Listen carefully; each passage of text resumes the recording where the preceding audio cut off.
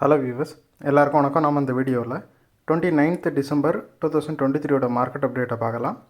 அப்புறம் stocks, Tata consumer products, Tata Motors, Bajaj auto இதெல்லாம் இதுக்காக ரேலி ஆச்சுது. எஸ்பிஐ, ஓஎன்ஜிசி, பிபிசிஎல் இதெல்லாம் இதுக்காக விழுந்துச்சு. எஃப்ஐஎஸ்டிஎஸ் இவங்கெல்லாம் வந்து எவ்வளோ க்ரோர்ஸ்க்கு ஸ்டாக்ஸை பை அண்ட் செல் பண்ணியிருக்கிறாங்க.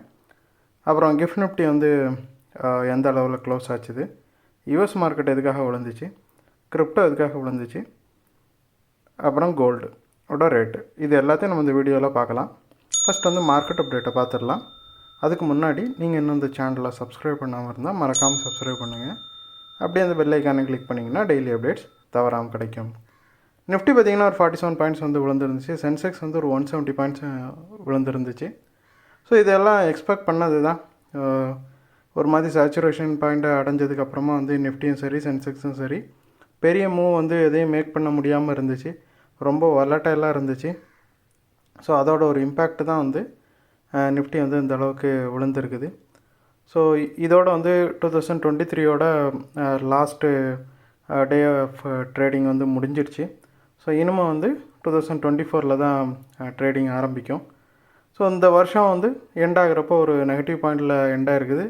பட் ஸ்டில் வந்து நிஃப்டி வந்து ஒரு மிகப்பெரிய ரேலியை கொடுத்து ஒரு ஆல் டைம் ஹைக்கு வந்திருக்குது இந்த இயரில் 2023.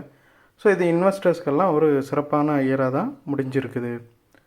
அப்புறம் ஸ்டாக்ஸை பார்த்தோன்னா டாடா கன்சியூமர் ப்ராடக்ட்ஸ் வந்து ஒரு 45 பாயிண்ட்ஸ் வந்து ரேலி ஆகிருக்குது. ஸோ இதுக்கு ரீசன் என்னென்னு பார்த்தோம்னா டாடா காஃபி வந்து டாடா கன்சியூமர் ப்ராடக்ட்ஸ் கூட மெர்ஜ் ஆகுது. ஸோ அதனால தான் டாடா கன்சியூமர் ப்ராடக்ட்ஸ் வந்து ரேலி ஆகிருக்குது. அப்புறம் டாடா மோட்டார்ஸை பார்த்தோம் அப்படின்னா டாடா மோட்டார்ஸில் வந்து அவங்க வந்து ஒரு 100 ஸ்டார் பஸ்ஸு, அதாவது எலக்ட்ரிக் வெஹிக்கிள் ஸ்டார் பஸ் வந்து பெங்களூர் மெட்ரோபாலிட்டியன் டிரான்ஸ்போர்ட் கார்பரேஷனுக்கு வந்து டெலிவரி பண்ணியிருக்கிறாங்க. ஸோ இந்த நியூஸுக்கு அப்புறமா பார்த்திங்கன்னா இது வந்து ஆல் டைம் ஹைக்கு வந்துருச்சு. அது மட்டும் இல்லாமல் 2023 ஒரு ஸ்டாக், அதாவது நிஃப்டி 50 இருக்கிற ஸ்டாக்கில் வந்து டாடா மோட்டார்ஸ் தான் வந்து டபுளான ஃபஸ்ட்டு ஸ்டாக். அதாவது இந்த இயரில் ஓப்பன் ஆகிறப்போ அது இருந்த ரேட்டுக்கும் எண்ட் ஆகிறப்போ இருக்க ரேட்டுக்கும் அப்படியே 100% வந்து ப்ராஃபிட்டை கொடுத்துருக்குது டாடா மோட்டார்ஸ். அப்புறம் பஜாஜ் ஆட்டோவை பார்த்தோம் அப்படின்னா ஒரு 93 பாயிண்ட்ஸ் வந்து ரேலி ஆகிருக்குது. ஸோ இதுக்கு ரீசன் என்னென்னு பார்த்தோம்னா பஜாஜ் ஆட்டோ வந்து ரீசெண்டாக வெக்டார் அப்படிங்கிற ட்ரேட்மார்க் வந்து ஃபைல் பண்ணியிருக்கிறாங்க இந்தியாவில். ஸோ இது வந்து அவங்களோட புது எலக்ட்ரிக் ஸ்கூட்டரோட ஒரு நேமாக இருக்கலாம் அப்படின்ட்டு வந்து எல்லோரும் திங்க் பண்ணுறாங்க. ஸோ அதனால் பஜாஜ் ஆட்டோ வந்து கொஞ்சமாக ரேலி ஆகிருக்குது. அது மட்டும் இல்லாமல் இன்னொரு நியூஸ் பார்த்தோம் அப்படின்னா டிசம்பரில் 2 வீலர்ஸோட சேல்ஸு வந்து 30% இன்க்ரீஸ் ஆகும் அப்படின்னு எல்லோரும் எக்ஸ்பெக்ட் பண்ணுறாங்க. அதாவது டிசம்பர் முடிஞ்சில்ல. ஸோ இதில் வந்து 2 வீலர்ஸோட சேல்ஸ் வந்து 30% அளவுக்கு இன்க்ரீஸ் ஆகிருக்கும் அப்படின்ட்டு ஒரு அனுமானம் சொல்கிறாங்க. அதில் முக்கியமாக பார்த்திங்கன்னா டாப் பெர்ஃபார்மராக யார் இருப்பாங்கன்னா பஜாஜ் ஆட்டோவும் டிவிஎஸும் தான் இருப்பாங்கன்னு சொல்கிறாங்க. ஸோ அதனால் அந்த நியூஸும் வந்து பஜாஜ் ஆட்டோவை கொஞ்சமாக ரேலி ஆக்கி விட்டுருச்சு. அப்புறம் எஸ்பிஐ பார்த்தோன்னா ஒரு 9 பாயிண்ட்ஸ் வந்து விழுந்திருக்குது. ஸோ அதுக்கு ரீசன் பார்த்தோம் அப்படின்னா எஸ்பிஐ வந்து ஃபிக்ஸட் டெபாசிட் ரேட்டை வந்து ஃபிக்ஸட் டெபாசிட்டோட இன்ட்ரெஸ்ட் ரேட்டை இன்க்ரீஸ் பண்ணுறாங்க ஒரு 50 பிபிஎஸ். ஸோ இந்த நியூஸ்னால் எஸ்பிஐ வந்து கொஞ்சமாக விழுந்திருக்குது. அப்புறம் ஓஎன்ஜிசியை பார்த்தோம் அப்படின்னா ஒரு 3 பாயிண்ட்ஸ் வந்து விழுந்திருக்குது. ஸோ இதுக்கு காரணம் வந்து க்ரூடோட ரேட் வந்து 80க்கு கீழவே இருக்குது ரொம்ப நாளாக. ஸோ இது 80க்கு கீழவே இருக்கிறதுனால அது கொஞ்சமாக ஓஎன்ஜிசிக்கு வந்து நெகட்டிவாக பார்க்கப்படுது. அது மட்டும் இல்லாமல் ரீசெண்டாக அது 52 வீக் ஹையில் இருந்துச்சு. ப்ராஃபிட் புக்கிங்கும் சேர்ந்து அது கொஞ்சமாக விழ வச்சுருக்குது.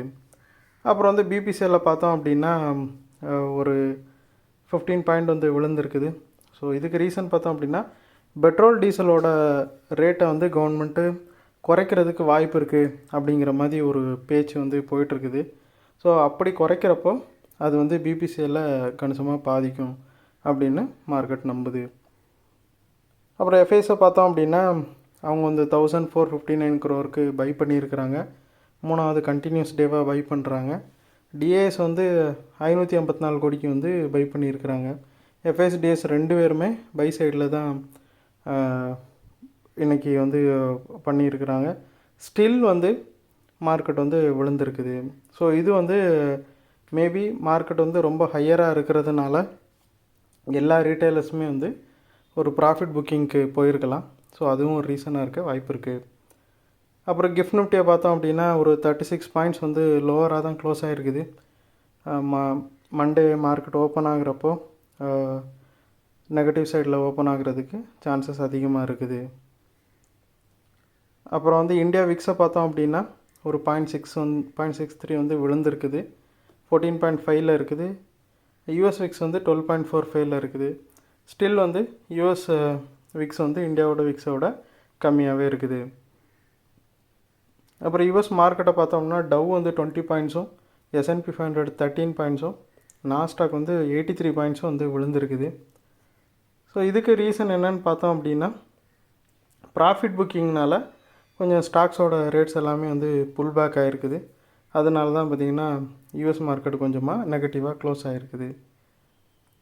அப்புறம் வந்து கிரிப்டோவை பார்த்தோம் அப்படின்னா ஒரு 768 பாயிண்ட் வந்து விழுந்திருக்குது பிட்காயின். எத்தீரியம் 67 பாயிண்ட்டும், பினான்ஸ் வந்து 12 பாயிண்ட்டும் வந்து விழுந்திருக்குது.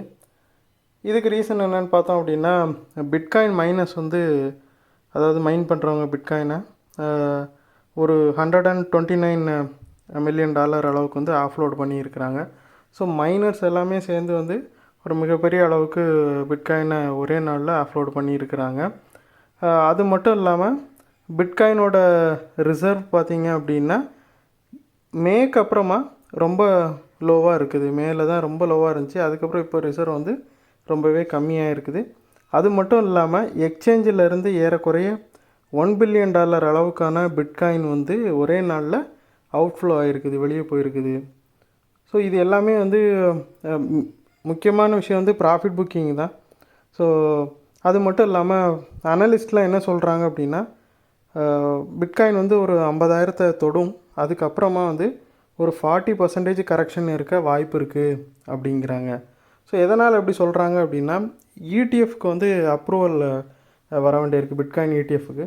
ஸோ அப்படி அந்த அப்ரூவல் கிடச்சப்புறம் வந்து இந்த ஹைப் எல்லாம் போய் மறுபடியும் வந்து பிட்காயின் கரெக்ஷனுக்கு வரும். அதுக்கப்புறம் தான் அது ஒரு ஸ்டேபிள் இடத்துக்கு வரும் அப்படிங்கிற மாதிரி சொல்கிறாங்க. அப்புறம் க்ரூடை பார்த்திங்க அப்படின்னா பெரிய சேஞ்ச் எதுவும் இல்லை, 77.07 தான் இருக்குது. கரன்சியும் வந்து யூஎஸ்டி பெரிய சேஞ்ச் எதுவும் இல்லை, 83.21 இருக்குது. யூரோ 92.09 இருக்குது. பிரிட்டனோட பவுண்ட் 106.05 இருக்குது. கோல்டு பார்த்தோம் அப்படின்னா 2071 இருக்குது.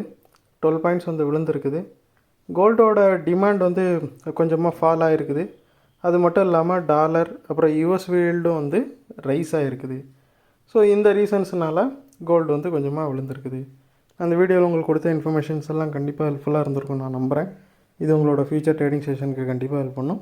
இந்த வீடியோ உங்களுக்கு பிடிச்சிருந்துச்சுன்னா லைக் பண்ணுங்கள், ஷேர் பண்ணுங்கள், மறக்காம சேனலுக்கு சப்ஸ்கிரைப் பண்ணுங்கள். அப்படியே அந்த பெல் ஐக்கானை கிளிக் பண்ணிங்கன்னா டெய்லி அப்டேட்ஸ் தவறாமல் கிடைக்கும். தேங்க்ஸ் ஃபார் வாட்சிங். Keep supporting. தேங்க்யூ.